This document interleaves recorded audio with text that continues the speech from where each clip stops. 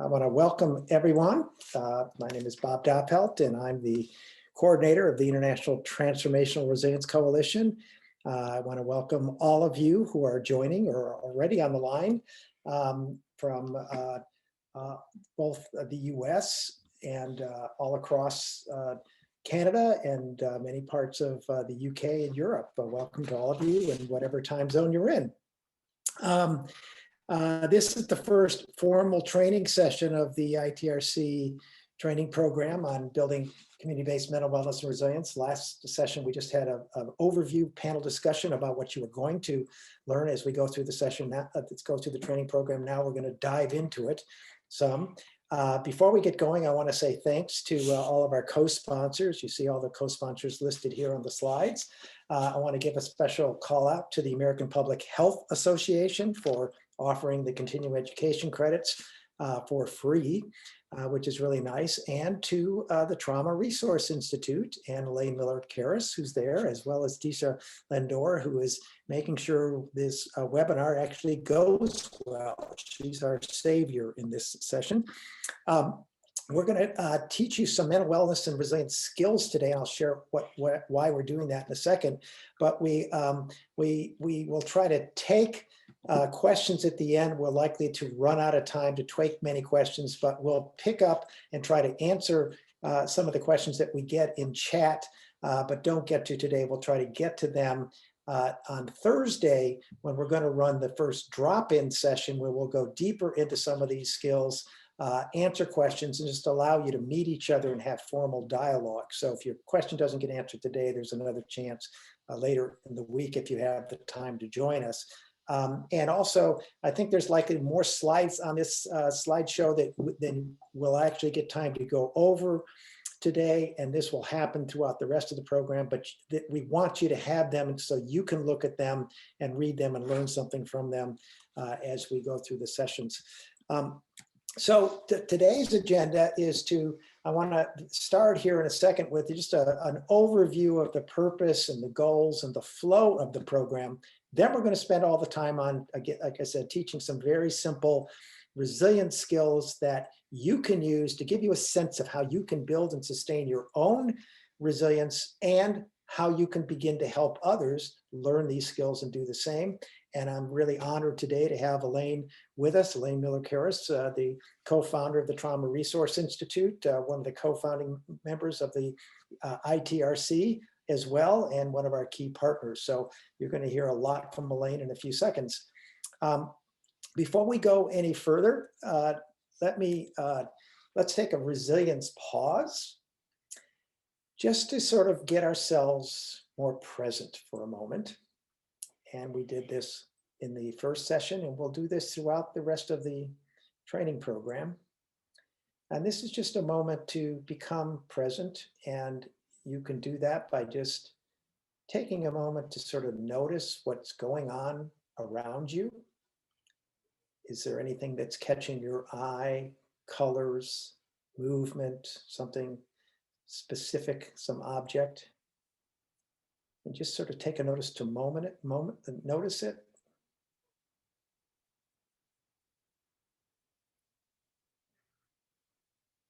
Or if you're interested and you're willing, you can just sort of follow your breath as it enters your body and leaves your body without trying to change anything, without any judgment.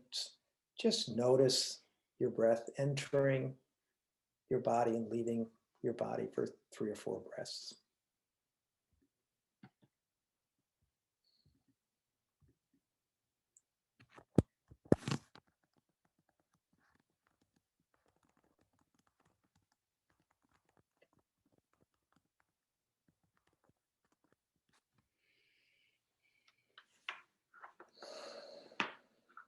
And you just might want to notice what's happening within you as you take those breaths or as you notice what's going on around you. And if there's anything you'd like to share after this resilience pause with the rest of the group, please feel free to do that in chat. Well, let's summarize again as why we're doing this training program. And the reason is that trauma and toxic stress are really at epidemic levels today. I'm not going to go through them all. We know all of these, and there's many others, the pandemic being the one that seems to stand out to many, many people today. All the different stressors related to that, but there's those stressors have aggravated with other reasons, racism and sexism and other systemic oppressions, political polarization, and many other issues. And even before the pandemic, as I said last week, less than half of the tens of millions of people in the US with mental health problems could actually get help. And now, according to some of the major national mental health associations, less than a quarter can. And we're seeing a similar rise in these kinds of problems in the UK and other countries. And to these problems, these stressors and traumas, we now have to add the accelerating mental health and psychosocial problems generated by the climate emergency. And again, as I said last week, we have to really come to grips with the fact that we can no longer prevent global temperatures from rising above the 2.7 degree Fahrenheit temperature threshold, 1.5 Celsius, that will activate really irreversible impacts. And the really thing we have to really focus on is that's going to likely happen this decade, sometime between 2030, according to the most recent research. And because of the added temperatures, but also the disruption to the climate system and added humidity, though that pattern is going to lead to abrupt collapses of ecosystems, and these are the terms in the science papers, catastrophic biodiversity loss, also starting this decade in the tropical oceans and then moving north. So we are in the midst of a civilization changing event that I call, and others have called, the trauma scene, where there's just more and more traumas and toxic stresses that people will have to deal with. And we have precious little time remaining to prepare people for the psychological, emotional, and behavioral impacts of the trauma scene. And that's why we're holding this training work program. Well, let's make sure we're all on the same page here and allow all of you and others you work with to become what we call trauma informed by understanding what happens when humans experience trauma and toxic stresses. So I'm going to give you a very simple description of the neurobiology of trauma and toxic stress. It's more complicated than I'm going to share, much more complicated, but this is a simple version that in the lower part of the human brain, we have something called the amygdala. You could call it the fear and alarm center of the brain. It's the survival part of the brain that is always scanning the environment for a potential threat. Most of the time, you don't even know you're doing it. That's why somehow you hear a loud noise and boom, you jump, even though you haven't seen anything. This is going on. This is what allows humans to has allowed humans to become the most dominant species on Earth, because we have this really effective survival brain. But when our fear and alarm center senses a threat, it automatically releases neurochemicals into our bloodstream that activates the sympathetic nervous system and produces hyperarousal to prepare us to fight back or flee, or if it's overwhelming, we freeze and hope that the problem goes away sometimes. And it works like a smoke detector, that a false alarm is better than a mistake.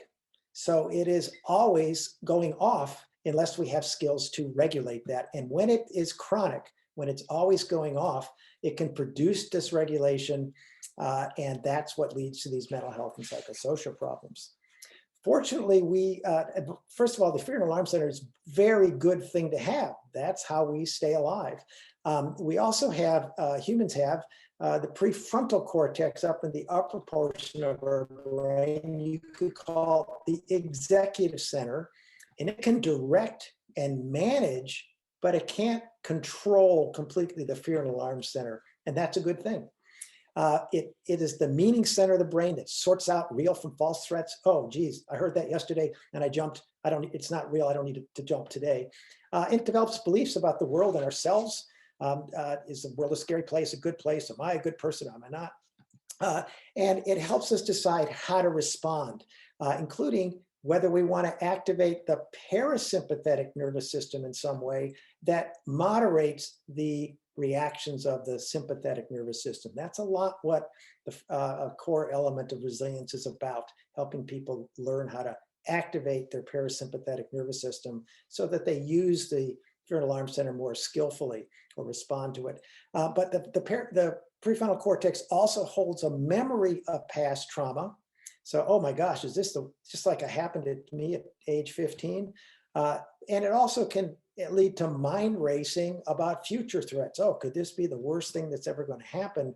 And when we get into that mind racing, we can stay hyper aroused, and it prevents the discharge of those neurochemicals, that hyper arousal, and keeps us dysregulated. So the prefrontal cortex has pros and cons, and what resilience is about is really trying to learn, in many ways, learn how to manage our executive center and our fear and alarm center. Well, unless we build universal capacity or population level capacity for resilience, the trauma scene is going to generate a tsunami of individual and collective traumas that affect everyone. And I'm not going to go through these all, but you can see the mental health impacts that we're seeing around the world already, from the pandemic and climate change and many, many other things are very extensive, and there's more to it. The one at the bottom, to me, is one of the most important. That is the individual sense of hopelessness. We can't change anything, and that leads to anxiety and depression, and complicated grief and other mental health problems, but also psychosocial problems arising.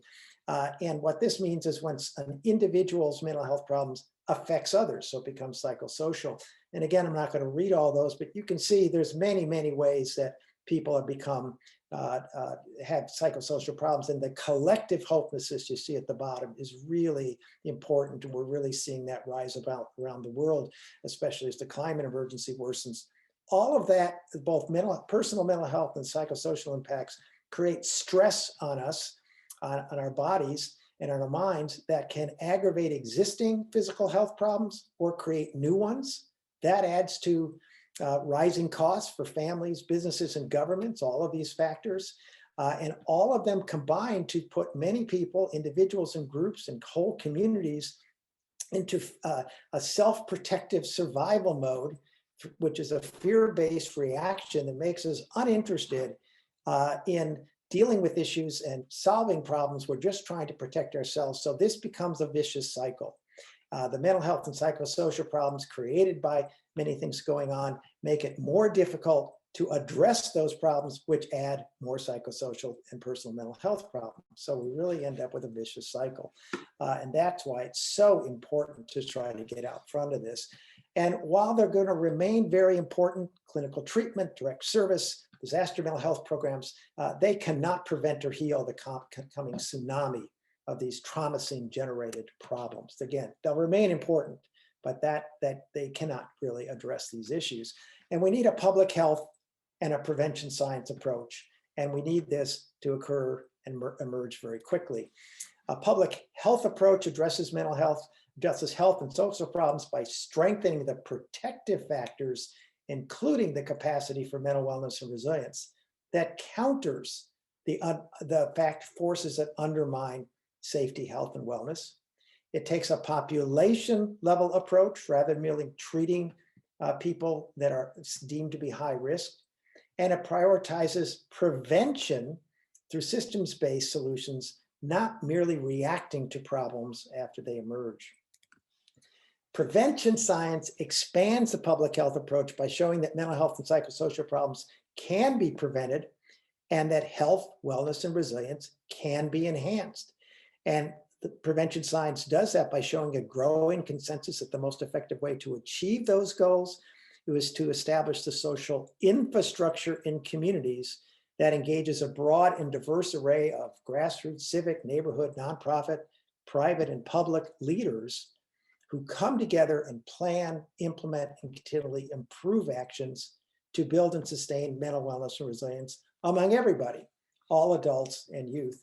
And research is continuing to show, a growing body of research, that this is a much smarter, more effective, and more efficient way to address these problems. But just by way of clarity, what do we mean by resilience? Resilience is a protective factor that pushes back against psychological and emotional distresses resulting from traumas and stresses and loss of critical losses. And just as importantly, beyond coping and problem solving, resilience involves positive transformation and growth. That's from Dr. Froma Wash, has done some really good work in this field. So the potential to use a pandemic, climate disruption, and many other adversities as powerful catalysts to learn, grow, and achieve constructive change is why we call the process transformational resilience. It's not just about coping. It's about increasing well-being, using these adversities to actually increase well-being, our own well-being, the well-being of others, and the condition of the natural environment. So what we're going to do in the training program is follow what we call the wheel of change for building community-based, culturally grounded, population-level mental wellness and resilience. We're going to start by the first step is just as I described, is to organize what we call a Resilience Coordinating Council, RCC. You can call it whatever you want in your community. It's bringing together this broad and diverse group of uncommon partners to take the lead. That group moving to the right of the wheel, they assess the current conditions of the community, what strengths people have, and what are the obstacles to using those strengths. And then they use that information to create a vision of success, a strategy, and goals for building population-level mental wellness and resilience. The first 3 or 4 sessions that we're going to run after today are going to dive into each of those elements. And you'll hear more about that as we go on. But one of the key elements or focuses of any strategy should be to educate everyone and train them in mental wellness and resilience skills. We're actually taking this out of order. That's what we're going to do today. And Elaine and I are going to start it because we want you to be able to practice some of these skills and continue to expand your skills as you go through the other sessions that focus on these other issues before us.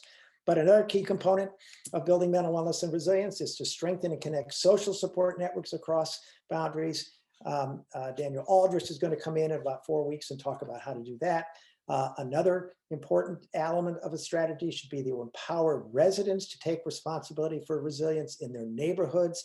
And you're going to hear from Father Paul Abernathy and Daniel Holmesy about that down the road. All of these folks will talk about how to continue to learn and improve their programs. And then the last session, we'll talk about how to, once you've gone this far, how do you begin to ask public, private, civic, and nonprofit organizations incorporate these principles and practices into their policies. And that'll be the last session of the training program. So we're going to follow the wheel of change as we go forward. But let's start now with that background in terms of how we're going to proceed by diving into some skills that you can use in your own life, and you can begin to learn how to teach to others. We won't have a lot of time to do that today, but we'll have some time. And we're going to use an overall framework we call the resilient growth model that we developed, ITRC developed for transformational resilience. And it's framed around the knowledge that we are all pushed by these psychobiological drives that we talked about, but we're also pulled by meaning and purpose. We want our lives to have meaning and purpose. Both of those factors are present. And so the resilient growth model, as we call it, has 2 focuses. The first are presencing skills, which are to manage the push of those psychobiological drives. They're also called self-regulation skills. And just the knowledge that we can manage our body and mind and emotions in any situation provides tremendous confidence and peace of mind to us. It builds our self-efficacy. And just as importantly, our purposing skills, and that is to find meaning, direction, and hope to intensify the pull of purpose. In psychology, this is often called adversity-based growth skills. And the ability to use adversities to learn and grow and find new meaning and direction and hope increases our own mental health and our capacity to deal with future adversity. So we're going to focus on both of these today. And with that, I'm going to turn it over to Elaine, who's going to dive into many of these skills that are part of the community resilience model. So Elaine, you're on mute, Elaine. Yes, I just unmuted myself. Well, first of all, welcome everyone. And I am so honored to be here and also to share the work that collaboratively we've been doing with the ITRC, and also what we've done through the Trauma Resource Institute. So first of all, the community resiliency model came out of, and I wanted to give you a little bit of history about it.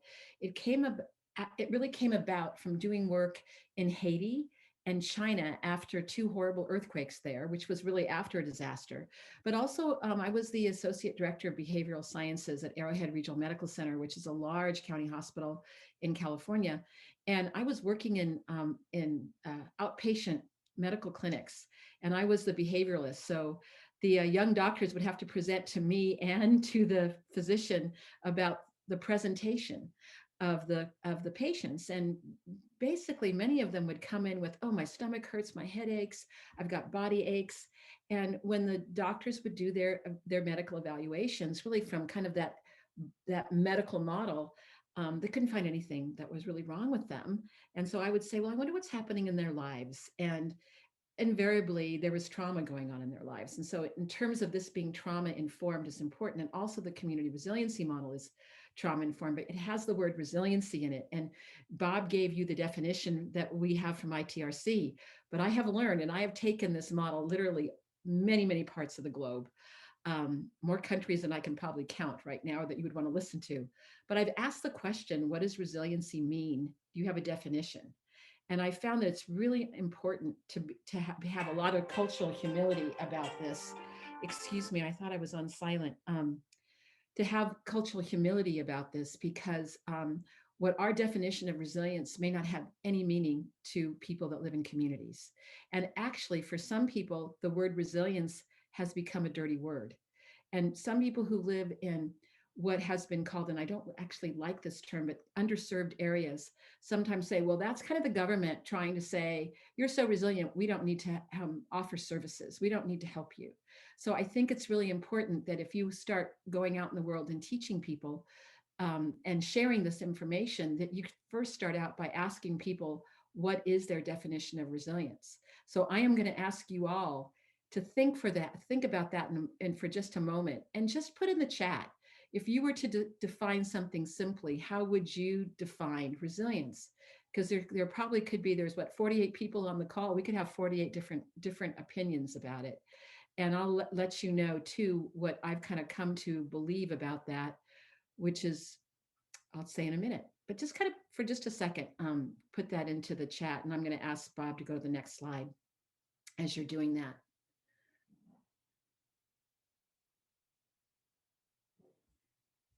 Are you able to go to the next slide, Bob? Oh, there we go. Okay. All right.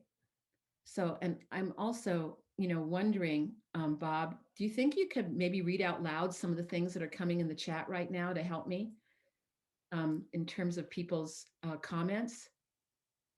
I wonder, Keisha, can you do that? I can't get to chat. You can't get to chat. Well, Yeah. Keisha Yes, I definitely. sure can.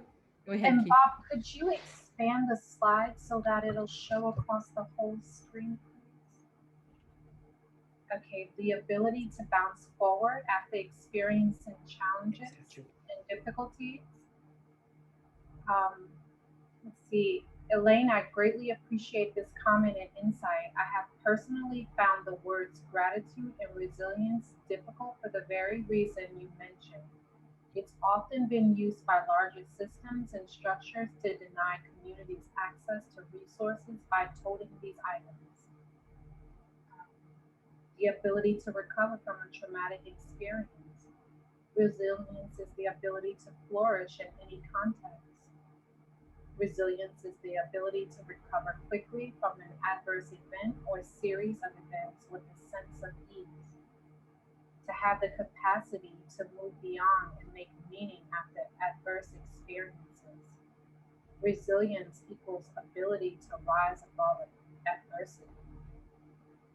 Ability to survive trauma and recover and thrive afterwards.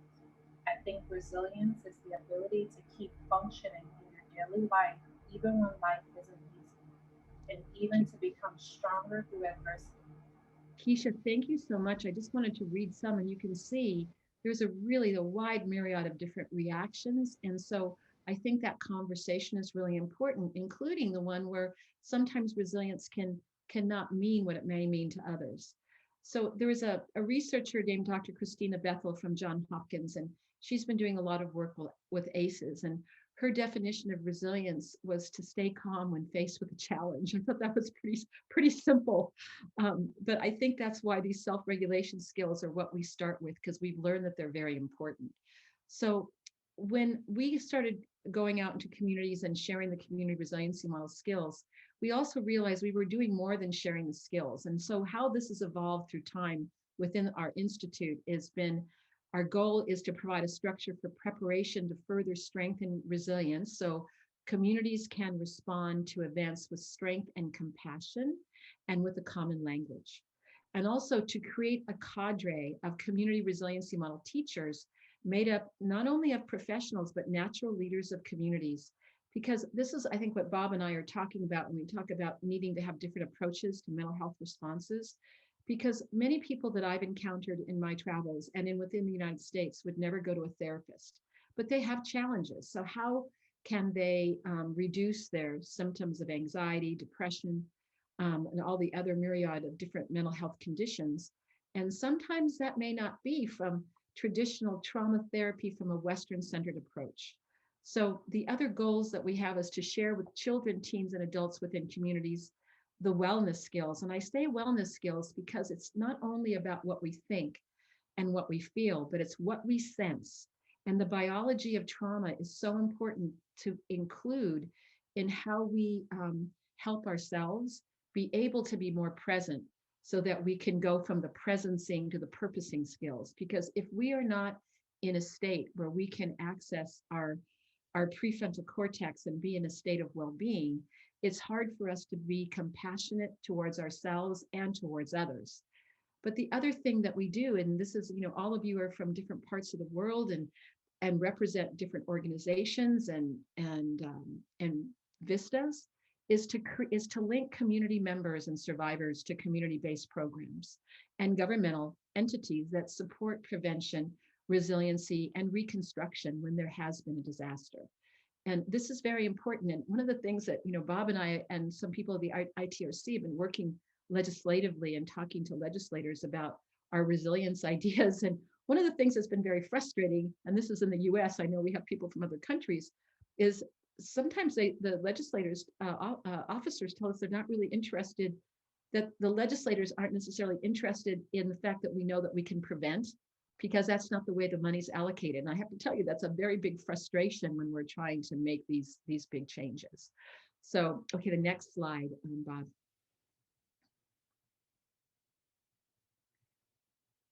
I want to read from Lisa, though. This is a very important comment. I feel like resilience can seem like another judgment about how people should be. And if someone is suffering, then they also feel badly because they're not resilient enough. Having said that, I believe in resilience in many ways, but I'm cautious. An example, when we hear children are so resilient, we know it's so important also to recognize how trauma impacts resilient children and provide support. Oh, Lisa, that is so important. And I'm going to talk a little bit more about this too when I talk about some of our key concepts.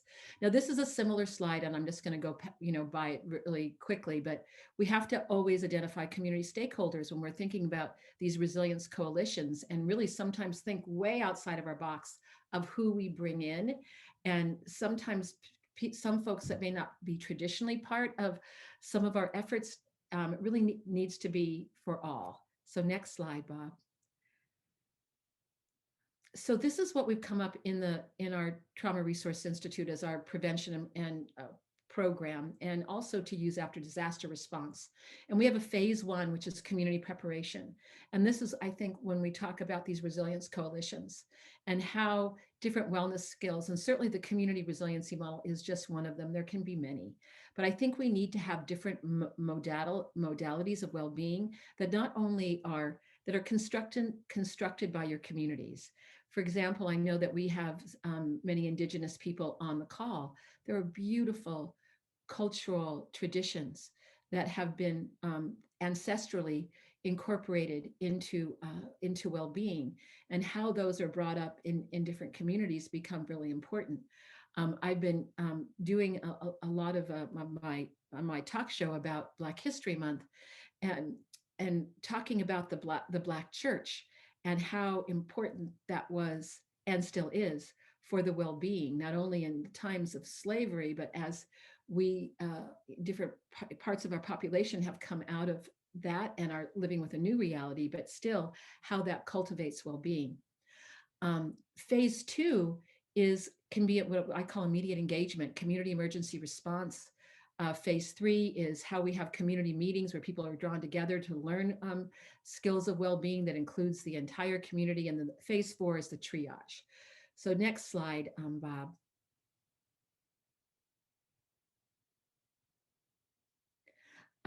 So bringing the lens, what we've seen of our model, also has created safer spaces for dialogue regarding our differences. And when we think about these coalitions, we have to be prepared that we don't all think the same, just like some of the comments that we're seeing in the chat. And then how can we honor everyone's lived experience? And then at the same time, remember what binds us as a world community and as in the different spaces where we come forward. Because if we're not able to access our prefrontal cortex, it's hard for us to be able to have those dialogues that can bring us together, because we may be so bumped out that what was coming forth is rage or disconnection, which is not about having common dialogues. Next slide. So how do we create a common language? And I think this may help one of the comments about when we talk about, we don't want to have resilience be a judgment. So the next slide is, we have found this important in agencies, is we call it the resilient zone or the OK zone. I actually like the way we call it in Spanish it's called the zona de bienestar, which is a zone of well-being. But I want you to see that it's not a straight line, that there is a rhythm. And that rhythm is that it's not necessarily a calm space. It can be, but we can be angry in the resilient zone. And we can be and some of you experience that, the anger of advocacy. It's not that you're rageful, but you have a certain passion that maybe because you're angry about the environment or you're angry about systems of social injustice. So that can actually make you an impassioned, committed leader. And that anger fuels that. So I don't look at anger as being a dirty word. But then on the other part, there can be lower parts of that zone where you may feel like, I can say that, personal experiences. We just lost someone very dear to our organization through COVID. We're going to be having a memorial service today for her at 11 o'clock. I am, I can feel the loss of not having her present in our life anymore. And I'm sad about it. But I'm in my resilient zone. I'm not suffering so much that I am being swept down the river of sorrows. But this is the human condition. So I really want you all to think about that. This is a rhythm inside each one of us. And we still can be operating from our best self. We're sad, or even if we're angry, and it's not always that calm or happy space. So the next slide, Bob, shows you a little bit what else happens to us as human beings, right? So here we have the resilient zone in the center, but we have a reminder of a stressful event or a traumatic event. And so sometimes that reminder, then it can it can cue off a response where we can get bumped into what we call the high zone. And I don't know if you've been like me, but I've been in that high zone. I've been upset. Sometimes I say things that I regret. It's a state of maybe angry outbursts. Sometimes you feel tension and pain in your body. But then conversely, you can only stay up there so long before you just dive down into the low zone. And then you feel a sense of disconnection. Sometimes you don't want to get out of bed. I know that I've been talking about this model a lot during the pandemic. And some people have noted that, yeah, I have been in that high and low zone throughout this pandemic. And sometimes it's harder for me to find that place of feeling like I can at least have the best access to my prefrontal cortex to be able to manage these things in life. So this is, I want you to think about this. Have you ever been in your high zone? You don't have to self-reveal. Have you ever been in the low zone? Have you ever been in the OK zone or the zone of well-being? I've been in all three, but it's problematic if we get stuck there.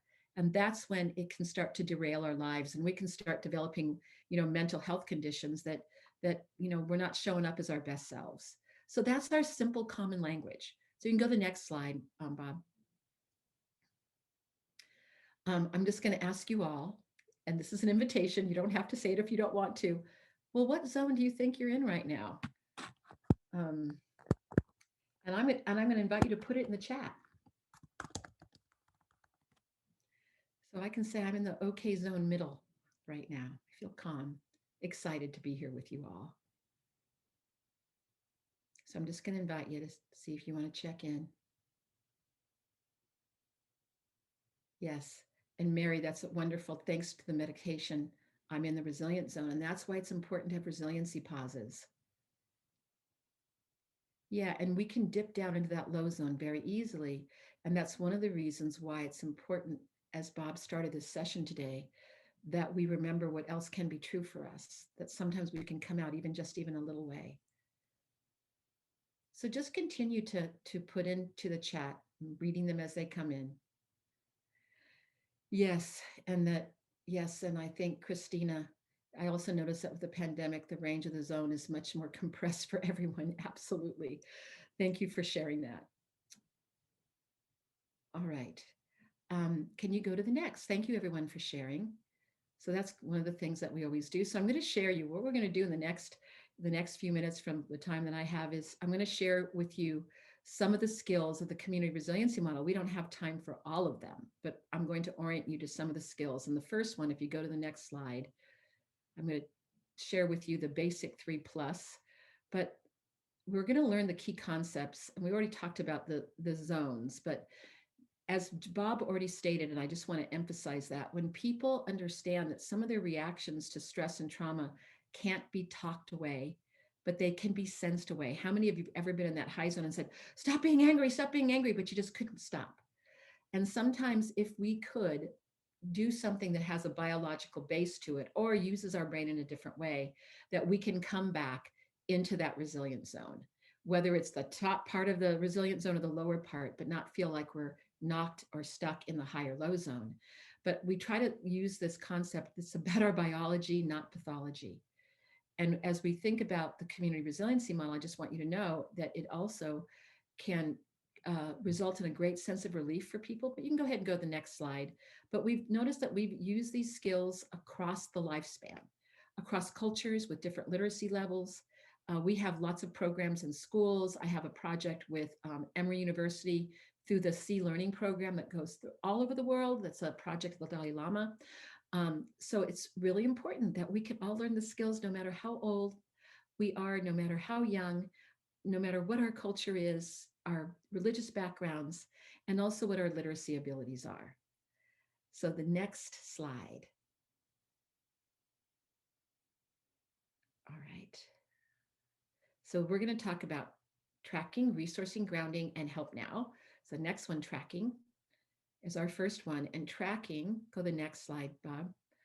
Tracking is, in the next slide, I have all these little placeholder slides. Oh my goodness, next one. We all have the access to the language of our biology and a framework to help understand the human experience. Next slide. So here are the doorways, what we think, what we sense, and what we feel. Next slide. So tracking is the foundation to help stabilize the nervous system. And so basically, very simply, what tracking is paying attention to the sensations, to what is happening inside the body in the present moment, which is what Bob invited you to do in the beginning. Next slide. Because what we pay attention to grows. I often use the metaphor of a garden, and that we all over the world have gardens, and we may plant vegetables and flowers, and we always there's weeds everywhere, right? There's always weeds in gardens, and so weeds can be medicinal, as we know. But what would happen if we only poured water on the weeds and not the flowers and not the vegetables? Well, the vegetables and the flowers would wither and wouldn't be as strong and for us to nourish our bodies or nourish our vistas as we look at those flowers. So it's important that we cultivate what else is true inside of us, which is our well-being, which is similar to the garden. What we pay attention to grows. So next slide. So as you pay attention to the sensation, what's happening in the present moment, I'm going to ask you as we go through this, what do you notice on the inside? And are the sensations pleasant, unpleasant, or neutral, so that you become the best reader of your own nervous system. Some of you already do this, but some of you may not have been as in touch with this. And as we go to the next slide, I'll talk a little bit. I want to talk about the some of the research that's been done about the physical sensations. So this was a study that was done in Finland, that they were shown certain images and then they were asked on composite drawings of the human body to use different colors to talk about the sensations that they were experiencing. So the brighter color of yellow, as you can see, was for when they felt more energy inside the body, and the darker colors was when they felt less. So what is a sensation? A physical experience in the body. And we have billions of receptors that are distributed all over our body that interpret the world around us. So it's important for you all to know, one of the most important things I've learned about this is every thought, feeling, belief has a corresponding sensation in the body. So if you were to ask me, Elaine, what really is something that sustains you? I would say my granddaughter. And when I think about my granddaughter, can you see me smile? I almost stand up. I feel a warmth inside of me. So just the thought of her creates a physiological sensation in my body. And so that's what we're trying to do, is to cultivate those sensations of well-being that are connected to our lived experience. So next slide. So researchers, scientists call this introception. And so this is so exciting. So we have a little picture of the brain here. It's interoception means it's our ability to observe body sensations in response to how we think, feel, and move. So, I've been hearing, I know from Tim, it's cold up there in Calgary. So Tim, if I said, oh, Tim, I think you should go outside in a t-shirt right now. Is that a good idea, Tim? He's smiling. Probably not, right? So that's not a good idea, because you know that if you go outside with just a t-shirt, your body is going to tell you through sensation that it's cold. So if it's cold outside, you're going to wear a good coat and a hat. So that is directing a behavior to bring your body into equilibrium. So that is an important thing that we all can learn to do better, because we all already read our nervous system, but we may not have used it to cultivate well-being. So what different researchers in the world, including Dr. Martin Paulus from the University of California in San Diego, has found that that when we have this body awareness, it actually can reduce our impulsivity and promote emotion regulation and clear thinking. So this is one of the reasons why it's really important to invest in cultivating this garden inside of you, because if you're feeling you're in those ranges of the higher low zone, there's ways through your sensory awareness, through reading your nervous system, that you can come back into your zone of well-being. So next slide.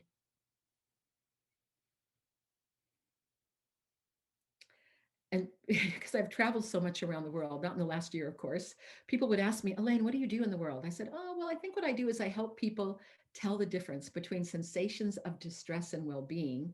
Because as people learn to do that and read their own nervous systems, they then have a choice of what to pay attention to on the inside of their body. It can be hard in the beginning, because sometimes some of us, because of our lived experience of trauma, that the beating drum of distress is so prevalent. But as we start to cultivate that, it actually will expand. So exciting. So next slide, Bob.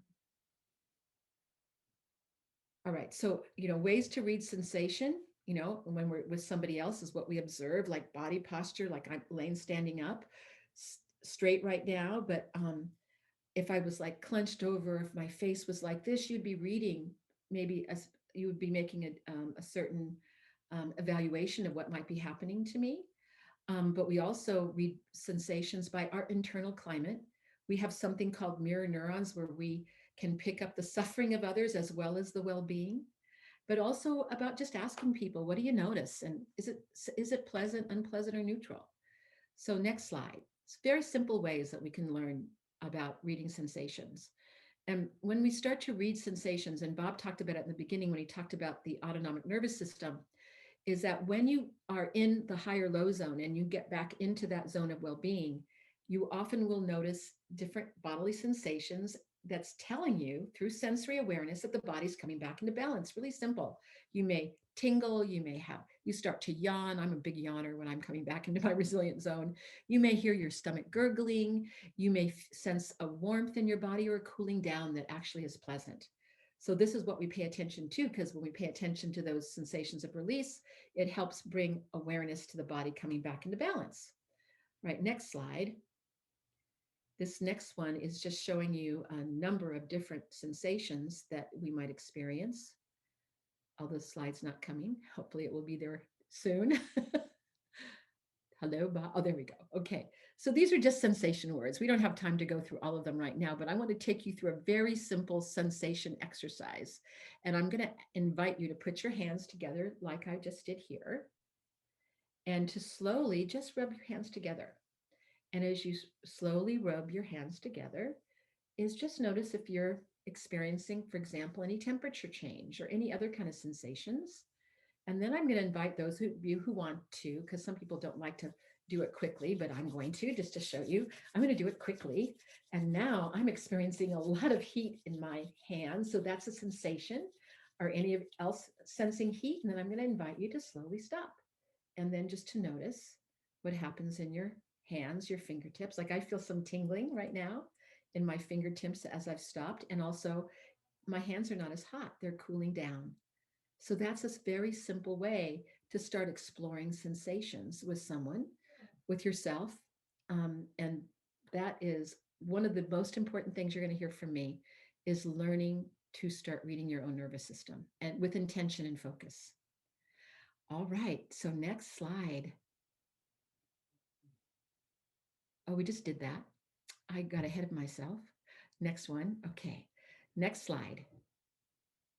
All right. Whoop. All right. So you see a picture of people sitting around a table. And so the reason why I'm showing you this picture is one of the best ways to learn how to read your nervous system and to sense what's happening on the inside is to identify personal resources and then noticing that sensation. So what do you think might be pleasant for the people in the photo? And I'm going to ask you to put it in the chat. What might be pleasant for the folks in the photo? I know one that I like. Pizza. They're laughing, food, enjoying each other, friendship, feeling comfortable. Oh, connection, and laughing, pizza. I notice they're not wearing masks so the pandemic is over. Conversation, connection, joy. Yes.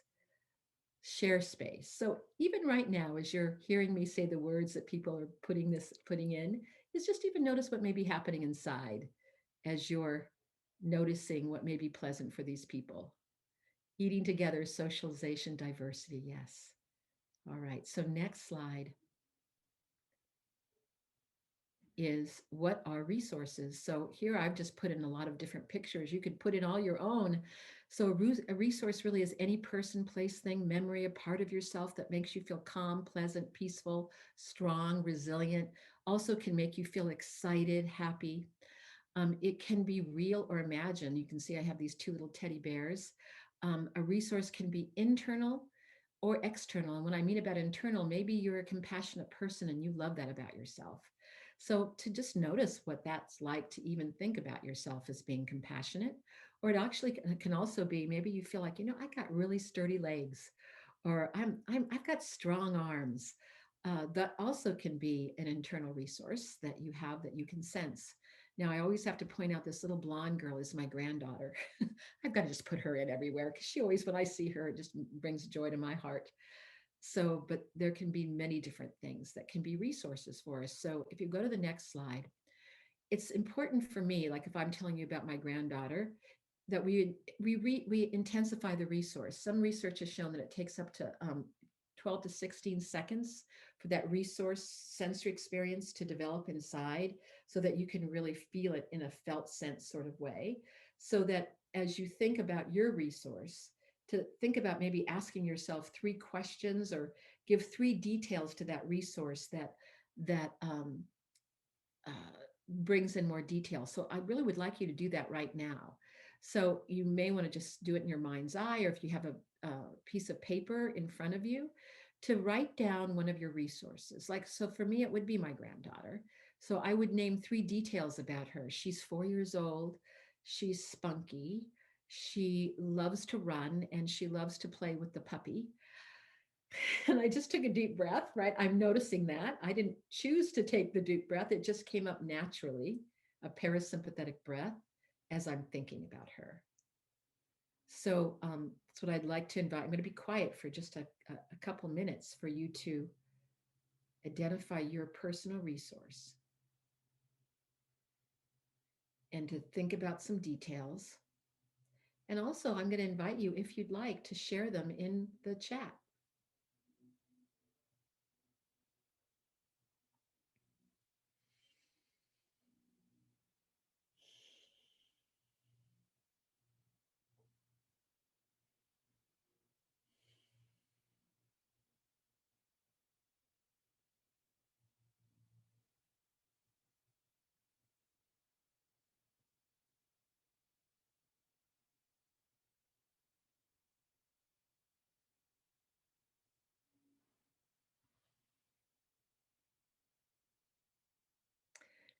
People are starting to put things in: my mom, my kids. Internal parts are so important. The imagine one makes me think of guided imagery. Yeah, so each of us will have different ones that we might bring forward. So what we'd like to do now, and Bob, if we go to the next slide, we're going to invite you to actually be in a breakout group. And so you'll have 3 people that will be in your breakout group. And in 3 minutes each, you're invited to take turns sharing your resource and adding the details. And the person sharing the resource, of course, will say it out loud and the details of it. And then the people listening, you'll take turns asking different ones to say, well, can what do you notice on the inside? And as you describe your resource, the sensations pleasant, unpleasant, or neutral. And so we want to bring attention to the ones that are pleasant or neutral. Sometimes unpleasant sensations can arise because that's what happens when we start thinking. Like, I can think about my grandma who died a few years ago, and it can bring tears to my eyes, but that doesn't make her less a resource. So if that happens in your breakout group, it's completely normal to sometimes have tears as well. And what happens to me when the tears come, I acknowledge the tears because, like someone said in the chat earlier, it's really important that we also acknowledge suffering when we're developing resources, that I can say I suffer still, that she's not here with me presently, but then I can also remember what also makes her such an important resource. So, and that's what I would invite any of you to do if that happens to you in the breakout group, is to think about, why did I call my grandma a resource? Because we used to make lemonade together in those old juicers, and she had lemon trees in her backyard, and she made pancakes that looked like Mickey Mouse. Oh my gosh, when I think about that, I just feel a deep breath of just the love I have for her still, even though I don't see her. So know that that can happen, and that's perfectly okay. So we're going to give, what, 12 minutes, Bob? Is that what we decided? I guess, Yeah. or 9 minutes. Yes, 12 minutes. Right. So of course, you're going to have to probably introduce yourselves and just say hi to each other before you share your resource. So you're going to be by yourselves in that room. So who knows, Bob, they could go renegade and do something completely different. Who knows? But we want you to have some time to also get to know some people in the course, since we're going to be together for a few weeks. Yeah, you're All going right. to automatically be moved into the breakout rooms, and then in 12 minutes, we're going to bring you all back. So don't be surprised if it's right between something you're saying already. So we're right in the middle of it. Well, and you'll get a warning from Keisha that you have was it a minute left or so? She'll give you a warning so you know to tie up your discussion. Okay, let's do it.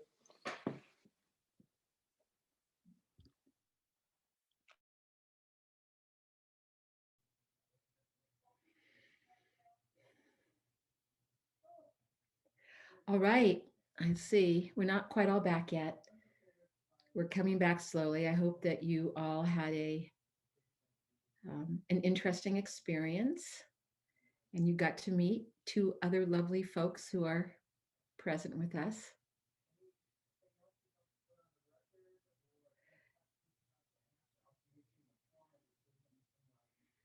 Takes a while sometimes for folks to come back in. Oh, here they come. Now their numbers are increasing.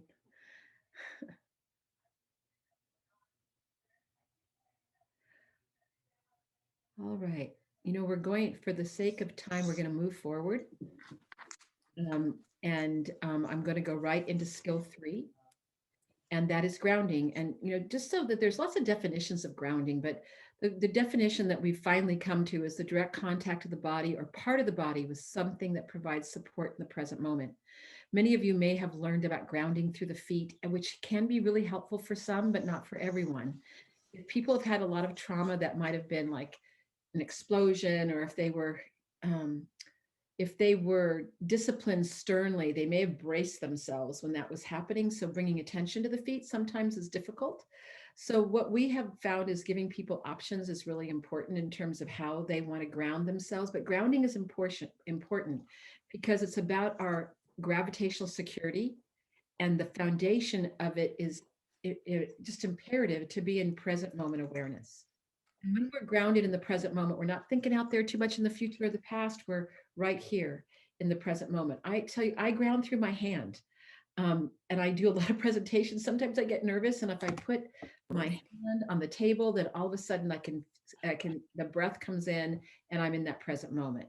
If you can go to the next slide, Bob. The next slide just shows you all the different positions that you can ground in, and to always know that you always have an invitation. I'm not going to take you through a grounding exercise right now, but I'm going to share with you our iChill app, where you will hear my voice leading you through a grounding exercise if you want to go ahead and do that. So then the next skill is help now strategies. And these are strategies that actually is when you're way in the high or low zone. Sometimes there can be very, very simple ways that you can help yourself or others get back into that resilient zone. If you go to the next slide, Bob, we have posters that here you can see they're both in English and in Spanish. These are often used in classrooms, or people put them in their house or make help now stations. If you go to the next slide, Bob. And these are just there's like 10 strategies altogether, but you could probably make 20.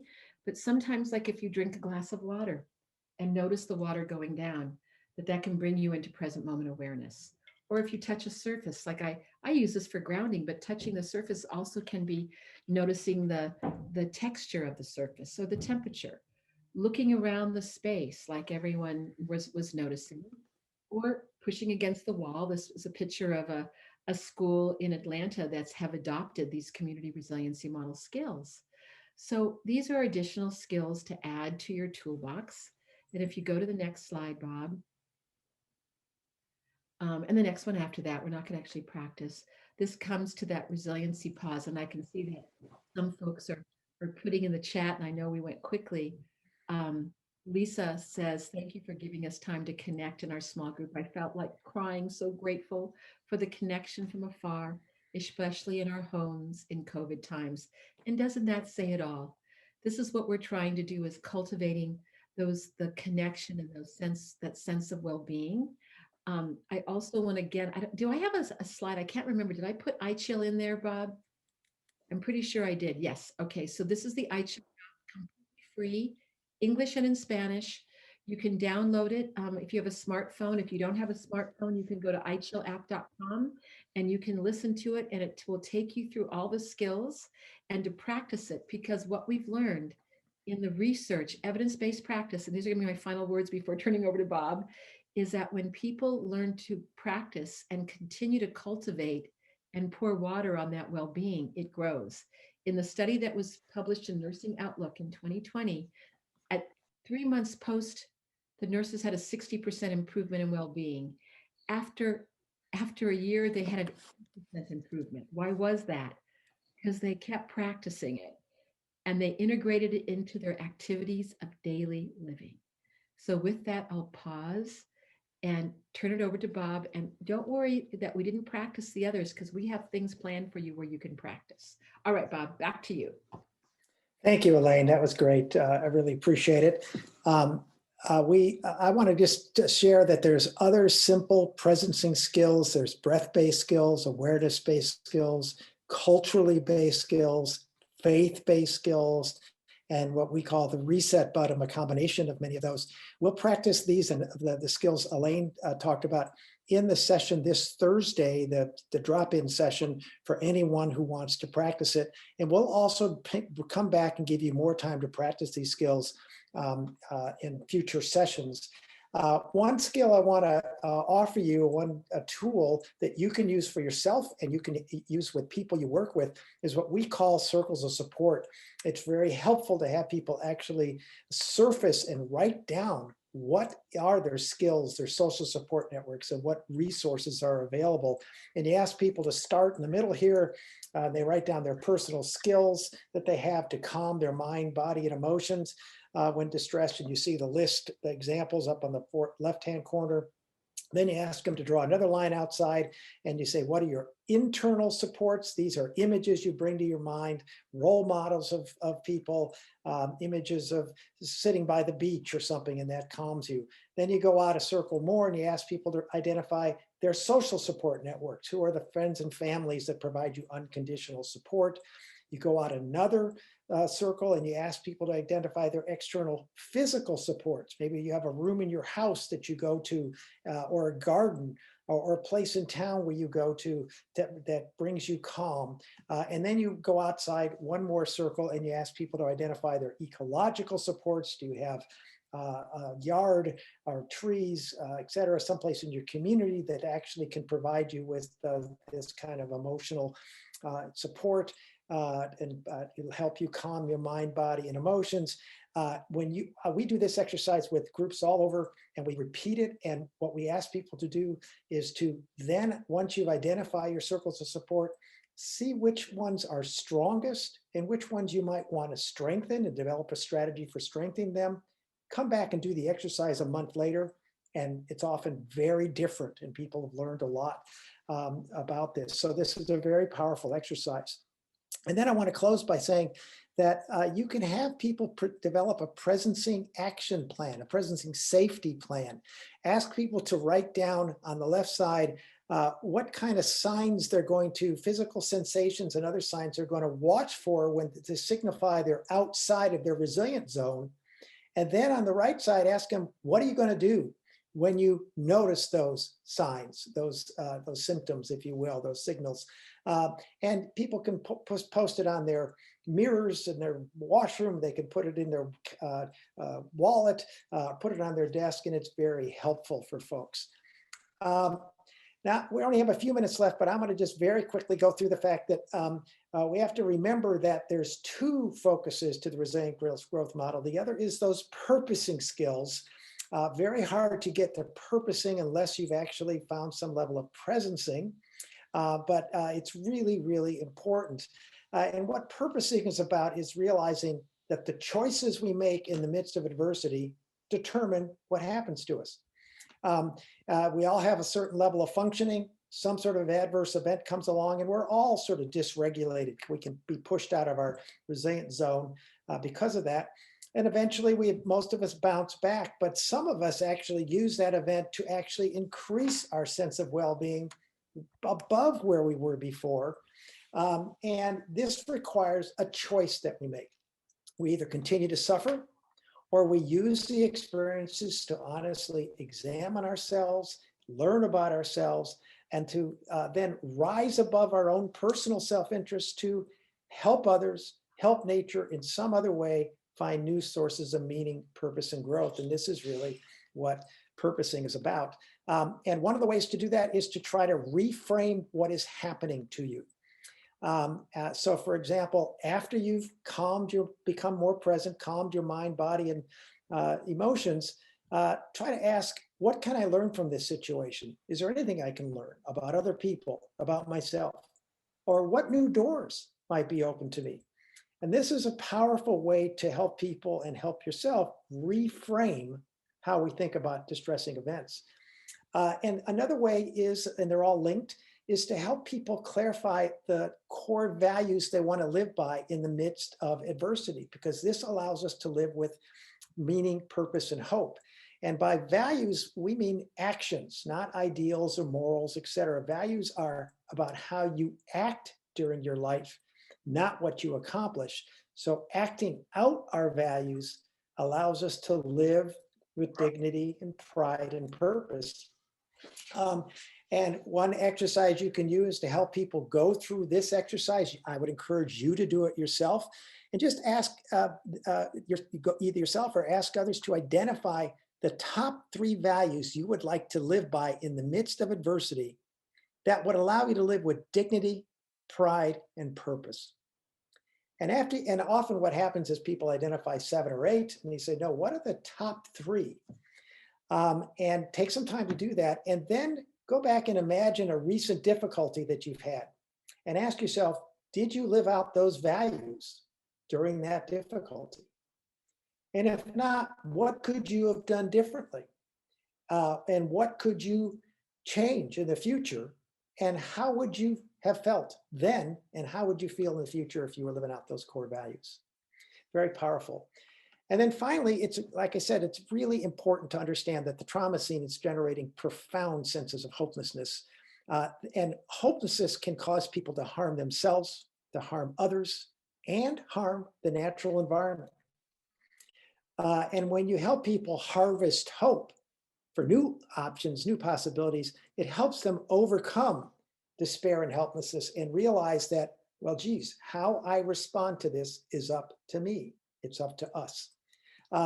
And one of the things that's important about hope is that research has found that there's 3 closely related factors that are really important to help people find hope. First is help people develop a vision of a place they want to arrive to or a condition they want to achieve, a different condition, not idealistically, to something realistic, and a sense of the initial steps they can take towards that vision and the overall approach they'll use, and make a commitment to work with others in best form to achieve that vision and overcome obstacles. This is hope theory, and I would encourage you all to dive into that.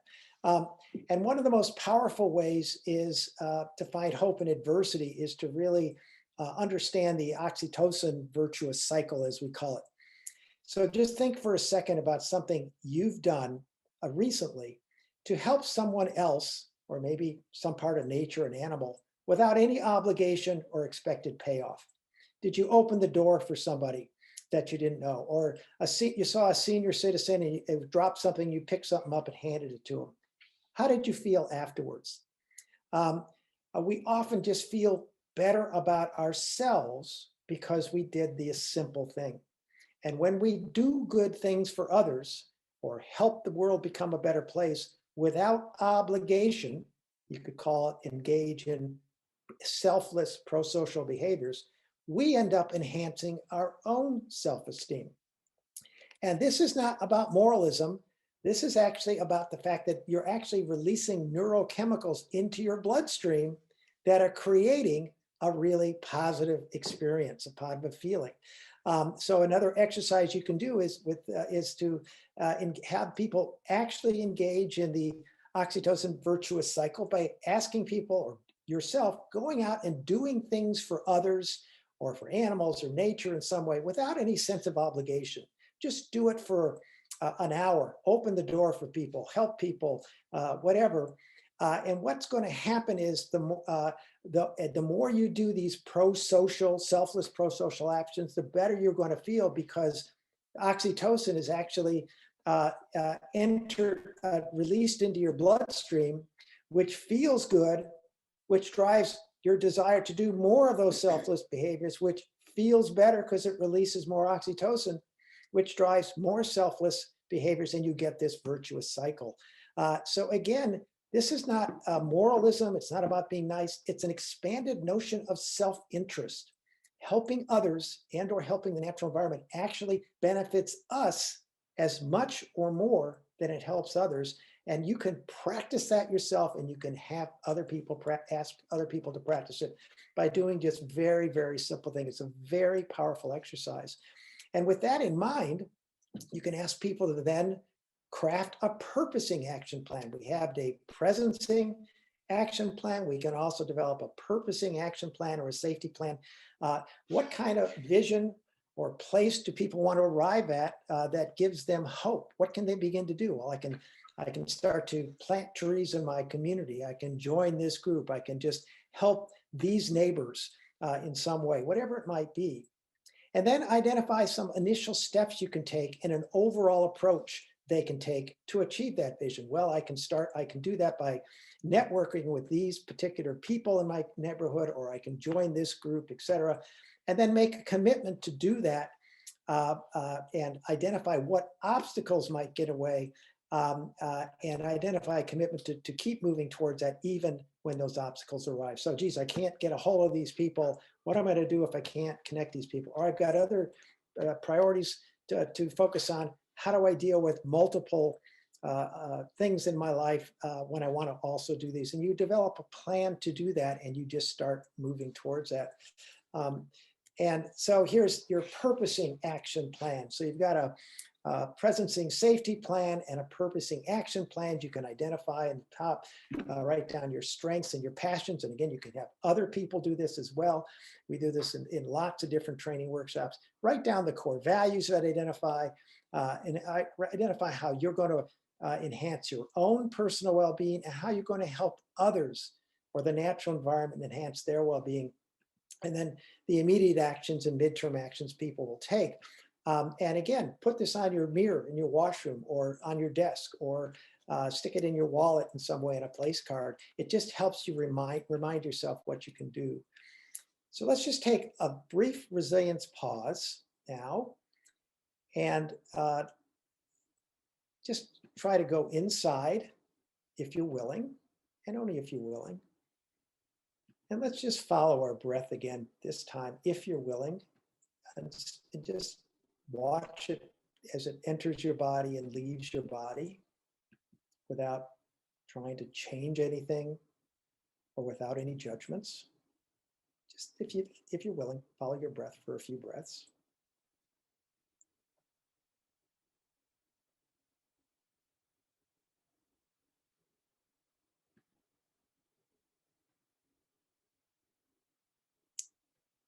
And then, again, if you're willing, just sort of think about what's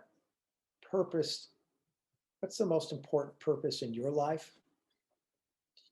And to clarify, if you have other purposes you're not focused on yet, but just think about, are you achieving and working towards that purpose? And if you'd like to share what that purpose is in chat, feel free to. And just, is that purpose providing meaning, direction, and hope to you?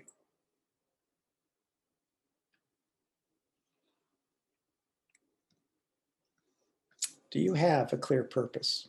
And is it providing you a sense of meaning, direction, and hope in life?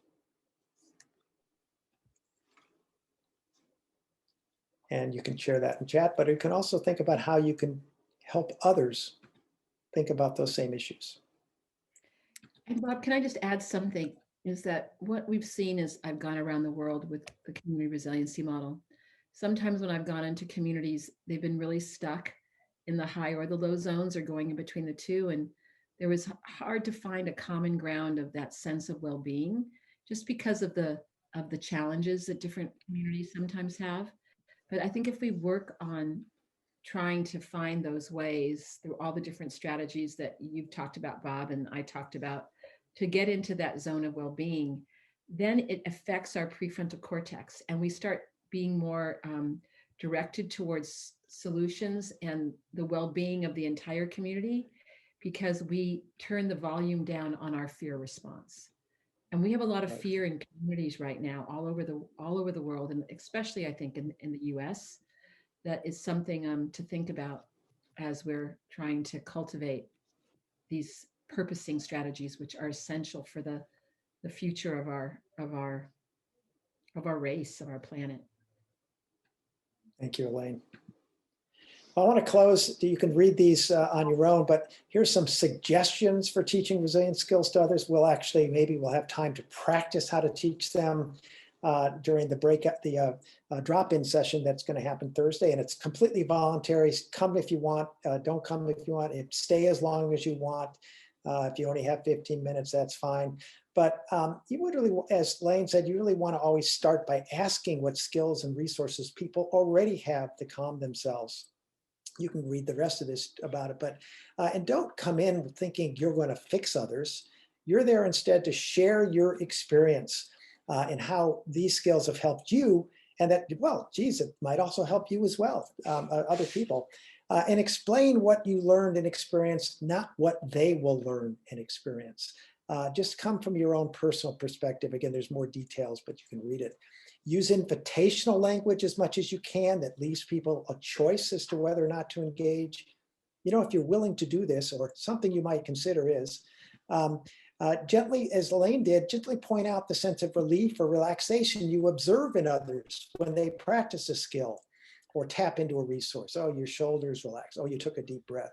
I'd try to laugh and use humor as much as possible. People are much more open to learning something new when they're having fun. We've offered some suggested resources here, include the second line down is the Trauma Resource Institute's webpage. Then you can get more, and also Elaine's book up top. But there's a whole bunch of other, I think, very, very good resources here on resilience skills and practices. And we just encourage everyone to look at some of those. One of them at the bottom is Glenn Sherardi's book, The Resilience Workbook. Glenn is an ITRC steering committee. Also, the Resilience, How to Grow an Unshakable Core of Calm, Strength, and Happiness by Rick Hansen. The third one from the bottom is also excellent. Rick has worked with us closely. So there's a whole bunch of, also Between the World and Me is really wonderful for people of color. It's and BIPOCs. That's a very powerful book. So again, the first voluntary drop-in session is going to be this Thursday, February 18th. We'll do it from 12 to 1 Eastern time in the US, 9 to 10 Pacific time, US time. You'll get a Zoom invitation this afternoon to that. With that invitation, you'll also get the slides from this session, so you can look at them and read it in more depth. Just some suggested homework, if you're willing, if you're interested. Practice one of the resilience skills that Elaine taught you, or that we just went over in purposing, once a day. Just take a few minutes and then talk with someone about what you experienced. It might just help to share that, what you're going through, what you experienced. And then just a reminder that the next session is next Tuesday, and Laura Porter, who you heard from last week, and I are going to talk about how do you now organize, facilitate, and continually improve community-based mental wellness and resilience initiatives. Laura ran the state of Washington program that did this kind of work. She's got a tremendous amount of experience doing it. So we're going to get into logistics, but we will practice skills during the session as we go also. So with that.